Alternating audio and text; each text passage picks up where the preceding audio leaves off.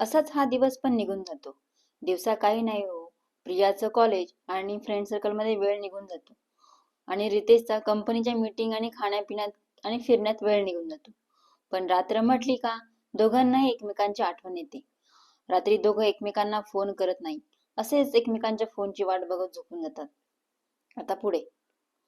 सकाळी प्रियाला जाग येते तर उठल्या उठल्या मोबाईल चेक करते. पण रितेशचा फोन आलेला नसतो. तिला वाईट वाटते. पण ती विचार करते त्यांनी फोन केला नाही मग आपण तरी फोन करायला हवा होता. ती ठरवते बसमध्ये बसल्यावर आपण फोन करू. ती पटकन फ्रेश होते, घरातील सर्व काम आवरते आणि टिफिन घेऊन ती बस स्टॉपवर येते. बस स्टॉपवर येताच ती लगेच रितेशला फोन लावते. रितेशही तिच्या फोनचीच वाट पाहत असतो. काल तिने फोन केला नाही म्हणून जरा राग आलेला असतो. पण तिचं नाव फोनवर ब्लिंक होताच खुश होऊन फोन रिसीव्ह करतो. Priya. Hello, good morning. Ritesh. Good morning. Priya. काय करताय तुम्ही? रितेश. नथिंग. आता मीटिंग आहे त्याची तयारी करतोय. प्रिया. ओके. कधी निघताय घरी येण्यासाठी? रितेश. सायंकाळी निघतो. उद्या पहाटेपर्यंत पोहोचेल. रितेश प्रियाला खोटं सांगतो. तो त्याची सकाळची मीटिंग अटेंड करून लगेच रिटर्न निघणार असतो. तो तिला सरप्राईज देणार असतो म्हणून खोटं सांगतो. प्रिया. ओके. इतक्यात बस येते. प्रिया रितेशशी फोनवर बोलत बोलत बसमध्ये बसते. रितेश. तू कॉलेजला निघालीस का? प्रिया. हो, जस्ट बसमध्ये बसले. चालेल मग करा मीटिंगची तयारी, उद्या भेटूयात. रितेश. हो, चालेल. बाय. प्रिया. बाय. थोड्या वेळाने प्रियाचं कॉलेज येतं. प्रिया बसमधून उतरते. तिला गेटवर गायत्री भेटते आणि दोघी बोलत बोलत कॉलेजमध्ये जातात. प्रिया आज जरा खुश असते. कारण उद्या पहाटे रितेश घरी येणार असतो. ती खूप मिस करत असते त्याला. तिला त्याच्या सहवासाची सवय होऊन गेलेली असते. प्रिया सर्व लेक्चर अटेंड करते आणि कॉलेज सुटल्यावर प्रिया आणि गायत्री सोबत बोलत बोलत कॉलेजच्या गेट जवळ येतात. गायत्री प्रियाला आज नेहमीपेक्षा जास्त खुश पाहून विचारते, आज काय झालं तुला? आज तू खूप खुश दिसते आहेस. प्रिया. नाही ग, असं काहीच नाही आहे. गायत्री. नाही? नक्कीच काहीतरी आहे म्हणून तू इतकी खुश आहेस. जीजू टूरवर गेले होते ना, आले का ते परत? प्रिया. नाही अजून, उद्या पहाटे येतील. गायत्री. ओके, म्हणून तू इतकी खुश आहेस. आत्ता समजलं मला सर्व. प्रिया. अगं बाई, तसं काही नाही आहे. मी रोज सारखी नॉर्मल आहे. आज काही विशेष खुश नाही आहे, समजलं? गायत्री. कोणाला वेड्यात काढते? मला? मी तुझी बेस्ट फ्रेंड आहे. मी तुला चांगलंच ओळखते. चल जाऊ दे. तुला नसेल मान्य करायचं तर सोड तो विषय. प्रिया. प्रिया. सोड तो विषय. काय मग अजून? हॉस्टेल काय म्हणतं? तुझ्या नवीन रूममेट कशा आहेत? असं थोडंफार इकडचं तिकडचं बोलून गायत्री प्रियाला बाय करून हॉस्टेलला जाते आणि प्रिया बस स्टॉपवर बसची वाट बघत उभी राहते. इतक्यात बस स्टॉपवर पूजा आणि तेजू येतात. प्रिया त्या दोघींकडे बघते आणि तिच्यात मनात धडधड होते. तेजू कधी काळी प्रियाची बेस्ट फ्रेंड होती. पण काही कारणास्तव दोघे एकमेकांशी बोलत नव्हत्या. प्रियाला एकटं बघून पूजा लगेच म्हणाली, काय प्रिया काकू, आज काका नाही आले का घ्यायला? प्रियाने तिच्याकडे बघितलंही नाही आणि तिला उत्तरही दिलं नाही. पण पूजा काही शांत बसायचं नाव घेत नव्हती. काही ना काही बोलून प्रियाला चिडवत होती. पूजा. घरी काही झालं आहे का प्रिया काकू? खूप दिवस झाले. तुझा नवरा तुला सोडवायला पण नाही आला आणि घ्यायला पण नाही आला. पण प्रिया खूप सहनशील. एवढं पूजा बोलली तरी तिने तिच्याकडे बघितलं सुद्धा नाही. आणि त्याच गोष्टीचा राग पूजाला येत होता. शेवटी पूजाने तिचं शेवटचं शस्त्र काढलंच. ते म्हणजे त्याचा विषय काढून. पूजा. तुला तुझ्या नवऱ्याने सोडून तर नाही दिलं ना? जसं सुनीलने तुला सोडून दिलं होतं तसं. जसं सुनील बरोबर वागायची तसं या नवऱ्याबरोबर वागली असशील. म्हणून तो तुला सोडून गेला असेल. बरोबर ना तेजू? तेजू पूजाचं बोलणं ऐकून शॉक. तेजू पूजाचा हात दाबून तिला शांत बसायला सांगते. आणि इकडे प्रियाच्या डोळ्यातून अश्रू वाहू लागतात. एवढं ऐकल्यावर प्रियाला पूजा पुढे काय बोलते काहीच ऐकू येत नाही. ती सरळ भूतकाळात हरवून जाते. तिचा पूर्ण भूतकाळ तिच्या पुढे जशाच्या तसा उभा राहतो. इतक्यात बस येते. प्रिया बसमध्ये चढते आणि एका कोपऱ्यात बसून रडू लागते. तिला मागचं सर्व आठवायला लागतं आणि पूजाचं शेवटचं वाक्य पण आठवतं. जसं सुनील सोडून गेला तसं तुझा नवरा पण सोडून जाईल. ते आठवून तर तिला जास्त रडायला यायला लागलं. ती खूप जास्त रडल्यामुळे तिचे डोळे लाल झाले. तिला श्वास लागायला लागला. तिचे हुंदके तिच्या कंट्रोलच्या बाहेर गेले. तिच्या शेजारी बसलेली बाई तिच्याकडे विचित्र नजरेने पाहू लागली. त्याच बसमध्ये पूजा आणि तेजू पण बसल्या होत्या. प्रियाची अशी हालत पाहून पूजाला आनंद झाला आणि तेजूला वाईट वाटलं, कारण कधी काळी प्रिया आणि तेजू जिवलग मैत्रिणी होत्या. तेजू प्रियाच्या मागच्या सीटवर येऊन बसते आणि तिच्या खांद्यावर हात ठेवते. प्रिया लगेच मागे वळून बघते तर तेजू असते. प्रियाला राग येतो. ती तेजूच्या खांद्यावरील हात झटकून टाकते. तेजूला वाईट वाटतं, पण इतक्यात तिला उतरायचं ठिकाण येतं आणि ती बसमधून उतरून जाते. प्रिया अजूनही रडत असते. थोड्या वेळाने प्रियाचा बस स्टॉप येतो आणि ती बसमधून उतरते. ती बसमधून उतरल्यावर भानावर येते की आपण आता सासरच्या घरात जाणार आहोत आणि तिथे असा रडलेला चेहरा घेऊन गेलो तर सर्व काय म्हणतील, आणि हे पण अजून टूरवरून आले नाही आहेत. प्रिया एका ठिकाणी थांबून तिच्या बॉटलमधील पाणी घेऊन चेहरा धुते. थोडं पाणी पिते, फ्रेश होते आणि घराकडे निघते. घरात जाताच ती किचन मध्ये जाते आणि सासूबाईंसाठी चहा ठेवते आणि किचन मध्येच उभी राहते. ती विचारात इतकी मग्न असते की ती फ्रेश होण्यासाठी बेड मध्ये सुद्धा जात नाही. सासूबाईंना चहा देऊन ती बेड मध्ये जाण्यासाठी निघते. आज ती चहा घेत नाही. पूजाचं बोलणं इतकं तिच्या डोक्यात असतं की तिला चहा घ्यायची सुद्धा इच्छा होत. बेडरूमचा दार उघडताच तिला रितेश समोर उभा दिसतो. तो कोणाशी तरी फोनवर बोलत रूम मध्ये चक्रा मारत असतो. रितेशला बघताच प्रियाला पूजाने बोललेलं सर्व आठवतं आणि ती मनातल्या मनात बोलते, मला हे सोडून गेले नाही, माझ्या वागण्याला कंटाळले नाही, त्यांना मी हवी आहे म्हणून ते माझ्या सोबत आहेत. आणि असा विचार करत करत प्रिया सरळ रितेशला घट्ट मिठी मारते. प्रियाच्या डोळ्यातून अश्रू वाहू लागतात. प्रियाच्या अशा अचानक मिठी मारल्याने रितेशची फोनवरची बोलण्याची तंद्री तुटते आणि तो 2 मिनिटे हरवून जातो. पण फोनवरील पुढच्या आवाजाने तो भानावर येतो आणि फोनवर बोलतो, मी तुला 10 मिनिटांनी कॉल करतो, चल बाय. असं म्हणून कॉल कट करून फोन बाजूला ठेवतो आणि रितेश प्रियाला घट्ट मिठी मारतो. तो नागपूरला गेल्यापासून त्याला तिची आठवण येत असते आणि घरी आल्यावर तिने त्याला अशी मिठी मारताच त्यालाही तिला मिठी मारण्याची इच्छा जागृत होते. ते दोघं खूप वेळ असे एकमेकांच्या मिठीत असतात आणि ती तिच्या अश्रूंनी त्याचा शर्ट भिजत असते. तिला त्याच्या मिठीत सेफ फील होतच आणि रितेश तिला सोडून जाईल या भावनेला काही किंमत उरत नाही. इतक्यात रितेशचा फोन वाजतो आणि फोनच्या आवाजाने दोघं भानावर येतात आणि प्रिया त्याच्या मिठीतून बाहेर पडण्याचा प्रयत्न करते. रितेश हळूच त्याची मिठी सोडतो आणि तिचा चेहरा दोघं हातांमध्ये पकडतो आणि तिच्या कपाळावर किस करतो. रितेश कपाळावर किस करत असताना प्रिया डोळे बंद करते. रितेश किस केल्यानंतर तिच्या गालावरील अश्रू पुसतो आणि तिला म्हणतो, इतकं मिस करत होतीस मला. प्रिया काहीच बोलत नाही. ते पाहून रितेश नाराज होतो. रितेश लगेच फोन रिसीव्ह करतो आणि खिडकीमध्ये जाऊन बसतो आणि फोनवर बोलू लागतो. फोनवर बोलत असताना तो खूप खुश दिसत असतो.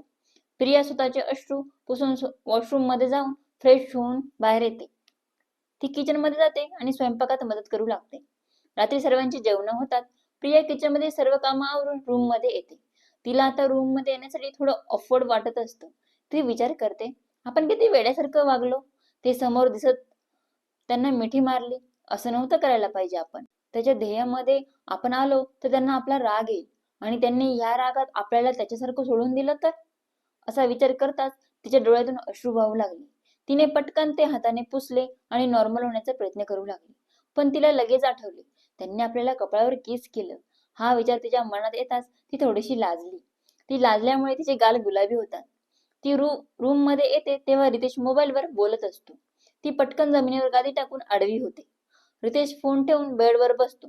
तिला झोपलेला पाहून तो तिला आवाज देतो, प्रिया, आज खूप दमलीस का, लगेच झोपते आहेस. प्रिया, नाही तसं काही नाही. रितेश, आज अभ्यास नाही करायचा का मग. प्रिया, नाही आज इच्छा नाही अभ्यास करण्याची. रितेश, का, कोणी काही बोललं का तुला. प्रियाला लगेच सायंकाळचं पूजाचं बोलणं आठवतं आणि तिच्या चेहऱ्यावर नाराजीचे भाव येतात. रितेश, काय झालं ग, मी तुला काहीतरी विचारलं. प्रिया रितेशचा आवाज ऐकून भानावर येते. प्रिया, नाही मला कोणी काही बोललं नाही, मी सहजच अभ्यासाला सुट्टी दिली आहे. रितेशला कळत होतं प्रिया इतक्या सहजासहजी अभ्यासापासून सुट्टी नाही घेणार. नक्कीच तिला कुणीतरी काहीतरी बोललं आहे. पण जाऊ दे, ती स्वतःहून सांगायला येईल तेव्हा बघूयात. रितेश, चालेल मग, झोप आता, बाय. प्रिया, चालेल, झोपते मी, बाय. तुम्हाला झोप येते आहे का. रितेश, नाही ना. प्रिया, ओके. तुमच्या सर्व मीटिंग कशा झाल्या? रितेश खुश होऊन म्हणाला, उत्तम, अगदी उत्तम. प्रिया, अरे वा, छानच झालं की. रितेश, प्रिया हळूच त्याला विचारते, ते मी तुम्हाला काहीतरी आणायला सांगितले होते. रितेश, अरे हो, तू मला नागपूरची मिठाई आणायला सांगितली होती. सॉरी ग, विसरलो मी. प्रिया थोडी नाराज होऊन म्हणते, ठीक आहे, काही प्रॉब्लेम नाही, सॉरी नका म्हणू. रितेश, नेक्स्ट टाइम नक्की घेऊन ये. प्रिया, एक विचारू का तुम्हाला? रितेश, हो विचार ना. प्रिया, तुम्ही तर उद्या पहाटे येणार असे बोलले होते मला, आणि मग तुम्ही तर कॉलेजमधून येण्याच्या आधी घरी होता. रितेश, तुला सरप्राईज द्यायचं होतं म्हणून सांगितलं नाही की दुपारीच घरी पोहोचेल असं. प्रिया थोडी लाजते व खाली बघते आणि म्हणते. तो असं बोलत बोलत त्याच्या बॅग जवळ जातो आणि बॅग मधून मिठाई बाहेर काढतो आणि तिच्या समोर धरतो. ती मिठाईचा बॉक्स बघून सरप्राईज होते आणि त्याच्याकडे बघून छानशी स्माइल देते. रितेश, घे हा बॉक्स, ओपन कर आणि खाऊन बघ, आवडते का ते नक्की सांग हं. प्रिया मान हलवून हो म्हणते. प्रिया मिठाईचा बॉक्स ओपन करते. त्यात नागपूरची फेमस ऑरेंज बर्फी असते. प्रिया त्यातली एक बर्फी रितेश समोर धरते. रितेश तिच्या हातातून बर्फी घेण्याऐवजी बर्फी समोर त्याचं तोंड धरतो. प्रिया त्याचं असं वागणं पाहून लाजते. ती त्याला हळूच बर्फी खाऊ घालते. रितेश आनंदाने तिच्या हातून बर्फी खातो. प्रिया लगेच स्वतःही बर्फी खाते. तिला आधीपासूनच गोड फार आवडत असतं. दोघं अजून दोन दोन बर्फी खातात आणि प्रिया उरलेली बर्फी किचन मध्ये जाऊन फ्रीज मध्ये ठेवून देते. रूम मध्ये येताच प्रिया रितेशला थँक्यू म्हणते. रितेश मोठी स्माइल करून तिला गुड नाईट विश करून झोपतो. ती पण त्याला गुड नाईट विश करते आणि झोपते. रितेश प्रवासामुळे थकलेला असतो म्हणून लगेच झोपी जातो. प्रिया तर रितेशच्या सहवासामुळे कॉलेजमध्ये घडलेले सर्व विसरते आणि झोपून जाते. सकाळी नेहमीप्रमाणे प्रिया लवकर उठून घरातील सर्व कामं करून कॉलेजसाठी तयार होते. ती दोघांची टिफिन पॅक करते आणि रितेशचा आवरले की नाही ते पाहण्यासाठी रूम मध्ये येते. रितेशची पण ऑफिसला जाण्याची तयारी झालेली असते. प्रिया रूम मधून तिची कॉलेज बॅग घेते आणि रूमच्या बाहेर जायला लागते तर रितेश तिला आवाज देतो. प्रिया, मी तुला आज कॉलेजला सोडतो, मला नाश्ता वाढ. प्रिया हो मध्ये मान हलवते. रितेश नाश्ता करून घराबाहेर पडतो.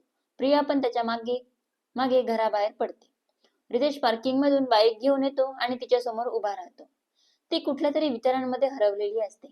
रितेश बाईक घेऊन तिच्या समोर उभा राहतो तरी तिचं त्याच्याकडे लक्ष नसतं. तो हॉर्न वाजवतो तेव्हा ती भानावर येते आणि पटकन बाईकवर बसते. आज न सांगता त्याच्या खांद्याला धरून बसलेली असते. ती त्याच्या मागे कम्फर्टेबल बसली होती. त्याला खूप छान वाटलं. त्याने बाईकचा स्पीड वाढवला. थोड्या वेळाने ते दोघं कॉलेजला पोहोचतात. गेटवर गायत्री नेहमीप्रमाणे उभीच असते. प्रिया बाईक वरून खाली उतरते आणि रितेशला बाय करून त्या दोघी कॉलेजमध्ये जातात. रितेश पण ऑफिसला निघतो. रितेश ऑफिसला पोहोचतो. तो ऑफिसमध्ये जातात सर्व त्याला अभिनंदन करतात, कारण तो नागपूरवरून सर्वात मोठी ऑर्डर घेऊन आलेला असतो. बॉस पण त्याचं अभिनंदन करता आणि त्याचं प्रमोशन करता. त्याचा पगार डायरेक्ट दुपटीने वाढवता. रितेशला खूप छान वाटतं. सर्व त्याचे कौतुक करत असतात आणि त्याचा पगार दुपटीने वाढला म्हणजे तो त्याच्या ध्येयाकडे योग्य पद्धतीने जात होता. त्याचे फ्रेंड्स त्याच्याकडे पार्टी मागतात. तो सर्वांना चहाची ट्रीट देतो. रितेशला प्रमोशन भेटल्यामुळे तो नव्या दमाने परत कामाला लागतो. प्रिया सर्व लेक्चर मन लावून अटेंड करते आणि कॉलेज सुटल्यावर गायत्री बरोबर बोलत बोलत कॉलेजच्या गेट जवळ येते. तिथे पूजा असते. प्रिया तिला बघून तिच्याकडे पाठ करून उभी राहते. ते पाहून पूजाला राग येतो व ती तावातावाने त्या दोघींकडे येते आणि प्रियाला बोलते, तुला कालचं कमी झालं का? अजून रडायची इच्छा आहे का? मला पाहून तोंड फिरवते, नीट राहायचं, समजला? तिचं असं बोलणं ऐकून गायत्री जरा कन्फ्युज होते आणि ती प्रियाला विचारते, काल काय झालं होतं? ही फटाकडे एवढी का उडते आहे? प्रिया, काही नाही ग, तिच्याकडे लक्ष नको देऊस. गायत्री, प्रिया, तू जर मला खरंच जीवलग मैत्रीण मानतेस तर मला सांग, काल काय झालं होतं? प्रिया कालचं सर्व गायत्रीला सांगते. गायत्रीला खूप राग येतो. सर्वात जास्त राग तर तेजूचा येतो. ती दात ओठ खाऊ लागते. प्रिया, गायत्री, शांत हो. आपण चिडचिड करावी म्हणूनच त्या असं वागत आहेत. आपण त्यांच्या वागण्यावर रिॲक्ट नाही झालो ना तर त्यांची चिडचिड होईल आणि त्यातच आपला फायदा आहे. गायत्री तिचं बोलणं ऐकून जरा शांत होते, पण राग अजून पूर्ण गेलेला नसतो. गायत्री हॉस्टेलकडे जाते आणि प्रिया बस पकडून घरी येते. तिला घरी यायला नेहमीप्रमाणे 6 वाजता. घरी येताच प्रिया सासूबाईंना चहा बनवून देते आणि स्वतः चहा घेते. चहा घेतल्यावर तिचा सर्व थकवा जातो. ती रूम मध्ये जाऊन फ्रेश होऊन किचन मध्ये स्वयंपाकाला मदत करायला येते. स्वयंपाक झाल्यावर प्रिया रूम मध्ये जाणार इतक्यात रितेश येतो. रितेश रूम मध्ये जाऊन ड्रेस चेंज करेल म्हणून ती रूम मध्ये न जाता डायनिंग टेबलवरच बसते. रितेश फ्रेश होऊन डायनिंग टेबलवर येऊन बसतो. त्याला त्याला खुश पाहून प्रिया त्याला विचारते, आज खूप खुश दिसताय तुम्ही? रितेश, हो, कारणच तसं आहे खुश व्हायला. मला प्रमोशन मिळालं. प्रिया पण खुश होऊन, अरे वा, अभिनंदन, आणि तिचा हात त्याच्या पुढे धरते शेक हँड करण्यासाठी. तो पण हात पुढे करून शेक हँड करतो. रितेश लगेच सर्वांना जेवणासाठी बसल्या बसल्याच आवाज देतो. सर्व जेवायला बसतात. जेवताना रितेश सर्वांना त्याच्या प्रमोशनची गुड न्यूज देतो. सर्व त्याचं अभिनंदन करतात. प्रिया लगेच फ्रीज मधून कालची बर्फीचा बॉक्स काढून आणते आणि सासूबाईंच्या हातात देते. सासूबाई लगेच स्वतःच्या हाताने रितेशला बर्फी खाऊ घालतात आणि प्रियाला सर्वांना बर्फी वाटायला सांगतात. प्रिया सर्वांना बर्फी देते आणि स्वतःसाठी पण एक बर्फी घेते आणि बाकीची फ्रीज मध्ये ठेवून देते. सर्वांची जेवण झाल्यावर प्रिया किचनवरून रूम मध्ये जाते. रितेश बेडवर बसून मोबाईल मध्ये काहीतरी करत असतो. प्रिया तिची कॉलेज बॅग घेऊन स्टडी टेबलवर बसते. आज शिकवलेलं वाचायला सुरुवात करते. थोड्या वेळाने रितेशचं मोबाईल मधले काम झाल्यावर त्याचं प्रियाकडे लक्ष जातं. तो मोबाईल मध्ये इतका बिझी असतो की प्रिया रूम मध्ये कधी आली त्याला कळतच नाही. तिला पुस्तक वाचताना बघून तो इम्प्रेस होतो. तो तिला आवाज देतो, प्रिया, झाला का अभ्यास?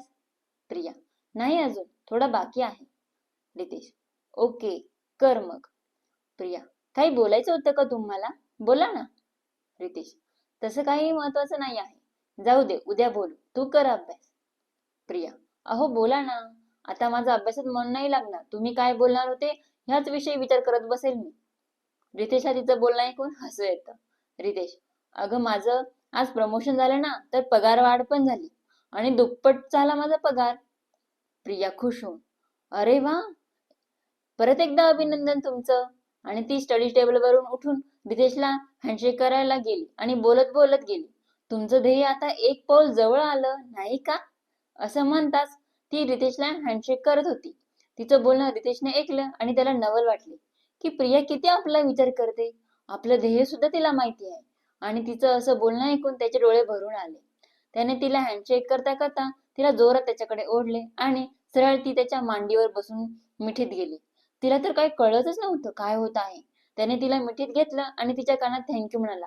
तो तिच्या कानात थँक्यू बोलला तेव्हा त्याचे श्वास तिच्या कानावर जाणवले आणि तिच्या अंगावर सरकन काटा उभा राहिला. तिला जेव्हा लक्षात येते की आपण त्यांच्या मिठीत आहोत तर लगेच ती तिचे हात त्याच्या खांद्यावर ठेवून त्याच्या मांडीवरून उठण्याचा प्रयत्न करते.